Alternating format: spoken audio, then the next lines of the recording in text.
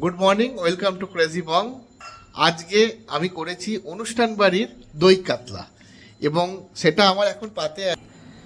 এই হলো সেই দই কাতলা, এরকম সফট, এত সুন্দর, উপরে শুকনো লঙ্কা গ্রেভি, এত সুন্দরভাবে দই কাতলা বানালাম 30 মিনিটের মধ্যে। তার ভিডিওটা আমি সম্পূর্ণ দিলাম, আপনারা দেখুন এবং কমেন্টে জানান আপনাদের কি ভালো লেগেছে। আর প্লিজ সাবস্ক্রাইব। Thank you. মাছের টুকরোগুলো ভালো করে নুন দিয়ে মাখিয়ে নিলাম।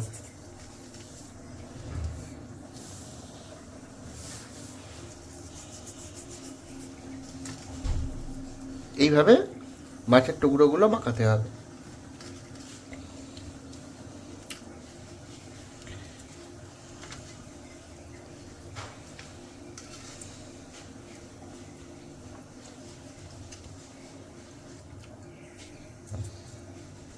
আমি আজ মাছের রান্নার জন্য ইউজ করছি ফরচুনের কাচ্চি ঘানি তেল, যা স্বাদেতেও দুর্দান্ত আর হেলথের জন্য খুব ভালো। আমি মাছ ভাজার জন্য এতটা তেল দিলাম। আর আমি বাটছি কাঁচা লঙ্কা, কাজু বাদাম, চাল মগজ আর পেঁয়াজ। আমি এটা একটা পেস্ট বানাবো। আর আদা রসুনের পেস্ট আর একটা আমি বানাবো। এই দুটো পেস্ট বানাচ্ছি। আর এখন আমি মাছের টুকরোগুলো ভেজে নিচ্ছি। তেল গরম হয়ে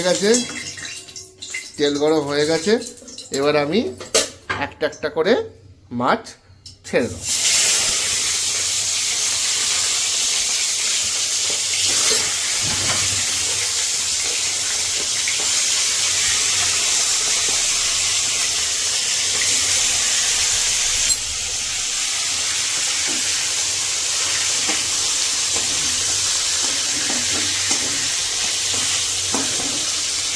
এইভাবে মাছটা ছেড়ে দিলাম। এবার খুব সোজা পদ্ধতিতে মাছ ভাজা হলো। এই ঢাকাটা আমি দিয়ে দিলাম। 1 মিনিট পরেই উল্টে দিলে মাছটা ভাজা হয়ে যাবে। এই দেখুন মাছটা কি সুন্দর লাল লাল করে ভাজা হচ্ছে। এটা আবার আমি চাপা দিয়ে দেবো 3 মিনিটের জন্য, তাহলে ওই পিঠটাও ভাজা হয়ে যায়। আমরা মাছটা এইভাবে তুলে নিচ্ছি। এই তেলটা বেরিয়ে যাচ্ছে, এভাবে আমরা মাছটা তুলে নিই।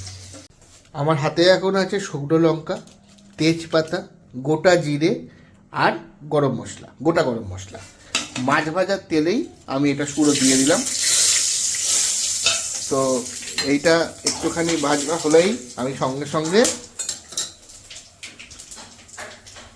এই পেঁয়াজ কুচিগুলো দিয়ে দেবো।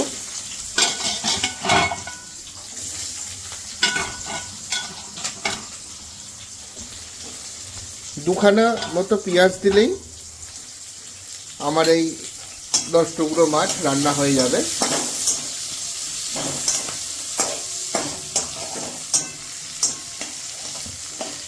ভালো করে পেঁয়াজটা ভাজা হয়ে গেলে তারপরে প্রসিডিওর আবার দেখাচ্ছি আমরা।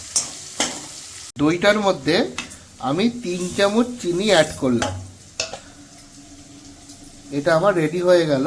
এখানে পেঁয়াজ ভাজা হচ্ছে, পেঁয়াজ ভাজাটা অলমোস্ট হয়ে গেছে। এবার আমি এর মধ্যে চাল মগজ, কাজু বাটা আর আদা রসুন বাটাটা দেবো।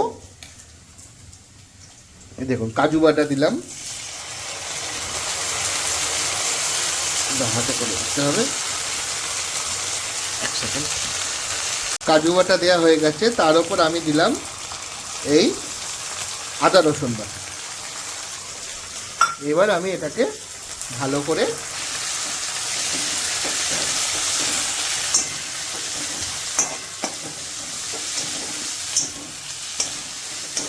রং আর গন্ধটা সেই আসছে। এর সঙ্গে দই পড়লে আলাদাই টেস্ট হয়ে যাবে।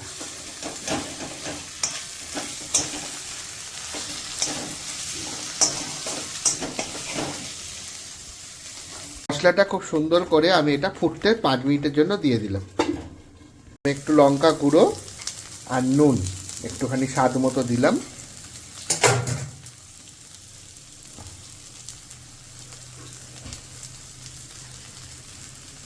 আর টক দইটা আমি দিয়ে দিলাম। দিয়ে সঙ্গে দেখতে পাচ্ছেন কি সুন্দর মশলা থেকে তেলটা বেরিয়ে আসছে। এই মশলা থেকে তেলটা বেরোনোই মেন কাজ এই রেসিপি। এটা হয়ে গেল মানে আপনার 80% কাজ হয়ে গেল। এবার এর মধ্যে আমি পরিমাণ মতো একটু জল, তার সঙ্গে 1 চামচ ঘি, 1 চামচ ঘি আমি দিলাম। 1 চামচ ঘি দেওয়ার পর এটাকে আমি ভালো করে একটু নাড়িয়ে নেব। এটা নাড়ানোর পর ঠিক 5 মিনিটের মধ্যেই আমি মাছের টুকরোগুলো এর মধ্যে আমি অ্যাড করব। মাছের টুকরোগুলো এক এক করে দিয়ে দিলাম এর মধ্যে।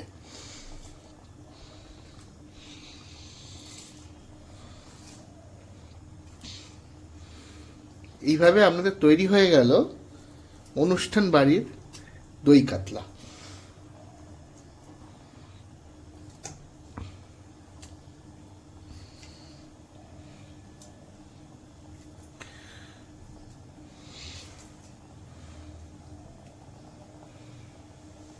মাছ মোটামুটি কমপ্লিটের পথে। এটার শেষ ধাপ হলো 2টো কাঁচা লঙ্কা আর একটু গোলমরিচ, একটুখানি গরম মশলা ছড়িয়ে দেওয়া।